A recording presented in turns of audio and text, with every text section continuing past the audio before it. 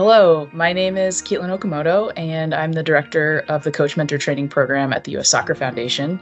I have a background in coaching, particularly in the sport of soccer, both at the high school, the youth, and the college level, as well as in academia in the area of social work, specifically youth work and sport, and thinking about how we create better spaces for young people to enjoy the sports that they participate in across the country. And so my current work at the U.S. Soccer Foundation is focused on how we equip coaches with best practices from the field of youth and adult mentorship so that they can integrate that role of mentoring into their work as a coach.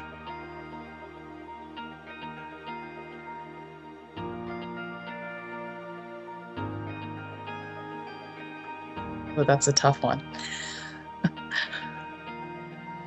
I think currently this program that I oversee at the U.S. Soccer Foundation is really special to me. It was started way before I arrived at the foundation a couple years ago in our long-term program, Soccer for Success After School. The foundation's always intentionally trained all coaches attached to our programs as coach mentors because we really believe strongly that the coach is the trusting adult on site whenever they're leading a sports program. And it's sort of our job as professionals in this field to equip them with the skills and the mindset to address the whole young person that shows up on the field. Importantly, we don't advocate for the coach to be the mental health professional or the psychologist or the social worker, but we do think the coach should be equipped to understand that young people come from a diverse array of backgrounds and experiences, and when they come to the field, they can't just leave those on the other side of the lines, right? And they're going to show up and maybe behave in ways that don't fit the space, and it has nothing to do with what is happening in the soccer or the other sport specific space. It has to do with what's going on and what needs are not being met in other areas of a young person's life. And so what we get to do in this program is work with coaches to think more broadly about how to address behaviors when young people show up, how to think differently about the way they interact with young people so that they can invite youth to share what they do need and then connect them to resources in their community to help get those needs met. And so it's been really wonderful to do this as part of the foundation because my interest and work really centers around how do we take these spaces of youth sport and make them more youth-centric. And so that really starts with the adult understanding their role is a little bit bigger than just teaching a sports skill.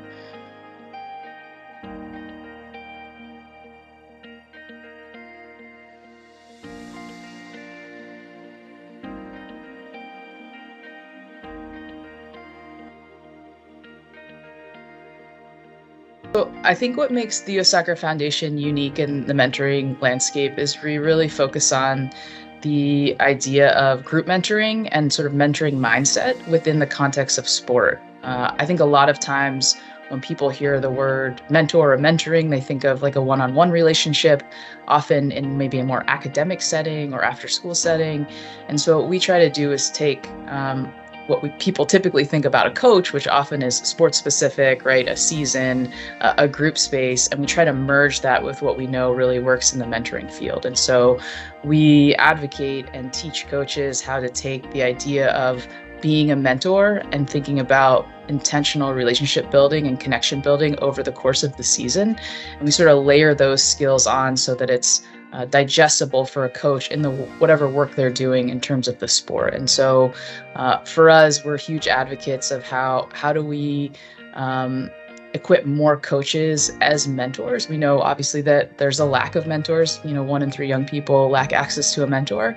We also know that there is a lack of training in positive youth development for coaches. So only 1 out of every 3 coaches has any training in positive youth development. And so by equipping more coaches with tools and resources to be mentors in a group space, we sort of get to work towards solving both gaps, right? Equipping more coaches with positive development frame and also positioning them to provide more mentor possibilities for young people in their communities.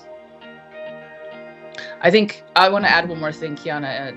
The other thing I think that makes us unique is our mission is really focused on working in underserved communities. And so we know in the mentoring world that there's that statistic of 1 in every 3 young people lack access to mentor, but it's not equally distributed across communities, right? And communities who are considered underserved or under-resourced often have a much more drastic statistic in terms of lack of mentors. And so I think for us, this also is trying to meet that need. We try to provide sport and play opportunities in these underserved communities.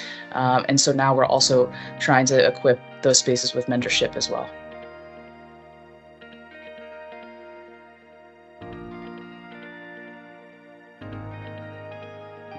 So at the U.S. Soccer Foundation, it's really important to us that our programs, particularly when they're rooted in ideas of mentorship, right, address the unique needs and challenges of the diverse communities that we work with. And so over the last 30 years that the foundation's been in existence, we've been partnering with local communities, so YMCAs, Boys and Girls Clubs, sports clubs, etc., school districts, right, to integrate soccer programming and also this idea of mentorship for coaches into the work that's being done with young people in those communities. And we know that all communities are different, right? And in each of those communities, there's sort of unique needs. And so what we try to do is offer a starting point, right? So some of our programs include curriculum for soccer programming as well as training for coaches around mentorship and also how to lead those sports skills. For us, we understand, hey, these are the basic things that can get you started, right? Here's a curriculum that may work. It's integrated with social emotional learning skills. We're going to train your coaches to also integrate mentorship and how to lead those activities and how to lead those, weekend play days. But we know that once the community learns about those things, then they need to put on their local hat and say, hey, okay, how does this work here, right? What adaptations do we need? Do we need to change the number of days? Do we need to change how it's delivered? Are there some language differences, right, where we need to adapt? And so we're really mindful that we can provide a base, but it has to get adapted for a local environment, and we're okay with that. From a coach mentor training perspective, specifically when we do training just for coaches, we also try to do some front end work to make sure that when we go in and we work with coaches, our facilitators are as up to speed as possible with what makes sense for the local community. So before every training, we have a pre-training call with the facilitators and the host organization. We have a list of questions so that our facilitators can better understand, like, what is the community that our coaches are coming from? Who are they working with? What events have occurred recently? What sort of things are sort of top of mind in terms of bright spots or maybe pain points for the community in youth sport, so that when they go in, even though we have this blueprint framework, right, and how to build connections and relationships intentionally, the way we tie it locally into their own experience really resonates, right? We don't want to just come in with stock examples and transplant something from one region of the country to another. So we try to invite that front end understanding of how we're going to deliver the program. And then once we're there, a lot of the work we do is about inviting coaches in the session to share their own experiences, right? And that really becomes the way in which we can take these theoretical ideas around relationship building and really make them tangible for the work they're doing with young people that are local.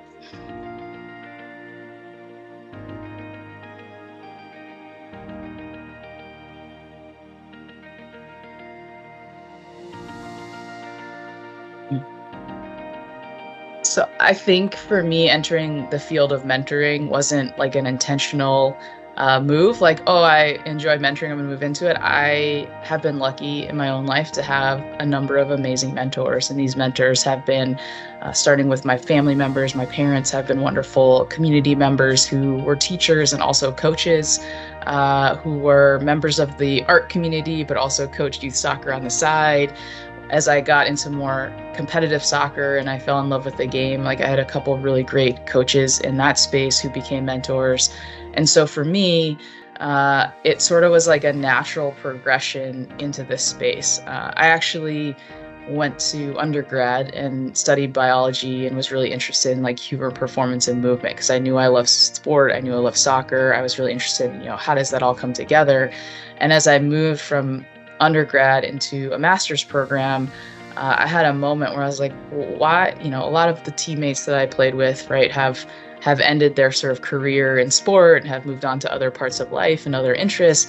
Like, why am I still here? Why am I still so interested in engaging in sport now as a coach, right? Not so much as a player. And I realized it was the experience I had and the connections I had with those adult coaches, and other people tied to the game that made it a space I wanted to stay. And so that sort of moved me into this space of thinking more about coaching, more about the social environment that can be created for people, young people, old people, et cetera, in sport. And so that sort of pushed me towards this area of mentoring, which has been really wonderful.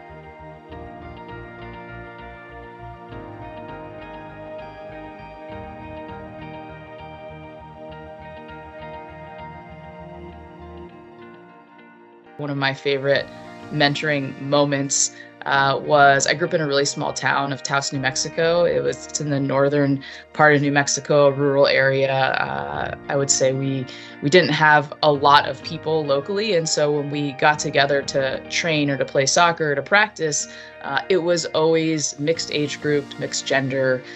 It was always whoever wanted to show up. We luckily had a wonderful coach mentor locally who was an artist by trade but had kids and like led practice for free for the local community. And so I would show up as a young person, and there would be people as young as 6 and as old as 23, and boys and girls, and we would all just engage in skill building and soccer activities together out in the local park. And we would set up the goals together and take them down because we didn't have a set field.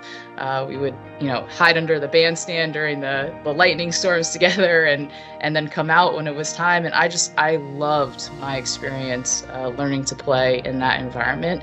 And because of this age range, there's a group of players who were quite good, who were maybe 5 or 6 years younger than me. And as we continued to play together and progress, they played in all these 3v3 tournaments. And so I became sort of a pseudo older peer mentor to them. I just happened to be a bit older and would train with them all the time and play and sort of help them get up to speed in skills. And I had the pleasure of getting invited to go to they made it to nationals in Orlando when they were, I think, 12 years old, a boys team and a girls team. And so they invited me to go out as like the assistant coach to work with them. And I think that was, for me, the first moment where I was like, oh, I guess like coaching, mentorship, I'm playing this role. I'm not just a player here every day, right? Like I'm having some other impact. And so that was a wonderful, like full circle moment for me. I think uniquely, there's one of those players now runs her own club, and we've reconnected and had a moment to bring coach mentor training to her club and for us to like sort of work together in this space. So it's been wonderful to just see the iterations of the mentorship as we've moved through for the last couple decades.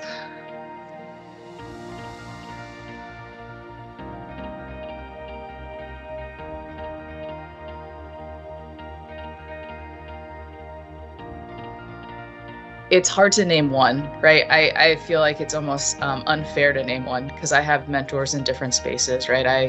I was able to go to grad school and get my doctorate, and I have a couple amazing mentors who are in the education and teaching space who I still connect with every couple weeks. And then in the coaching space, I have some coaches that I played with, that I've worked with, and I still connect with them regularly as well. I still have mentors in my personal life as well. I was lucky enough to have both my parents still around who I speak to weekly, and community members who helped me in coaching growing up. So it's almost like I have been lucky to create sort of this web of mentorship, and depending on needs, I lean on them. And in moments, wonderfully, they've leaned back on me, right? As our mentoring, as we know, mentoring, right? Benefits go both ways. And so it's been wonderful to get to that point where in some spaces, I feel like I can provide a service back in ways that they have for me over my development in life.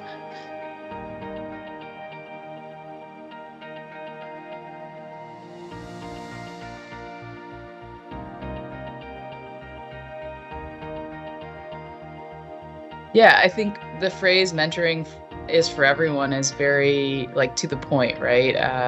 I would hope that everyone in some form or fashion can identify someone in their life who is or has been a mentor, whether that be a teacher or a coach or an older peer or a family member. we all need people to connect with, to bounce ideas off of, to ask for advice in difficult moments, to share and celebrate the wins and successes with. And so all those folks I would consider in this bucket of mentoring. We are social creatures, right? We don't move through life by ourselves, right? Everything we do is about human interaction. And so mentors can be such an important role in all of that. I would invite folks who don't necessarily see the need for a mentor to just think about, like, who are those people who were like touchstones for you, right? Who you've had to lean on in moments, because I think we've all hopefully experienced some mentorship in some way. And if we haven't, that connection, right, is so vital for just enjoying life, right? And so I don't know. It's hard to answer that question. I'm like, of course, mentoring is for everyone, right? Of course, in some form or fashion.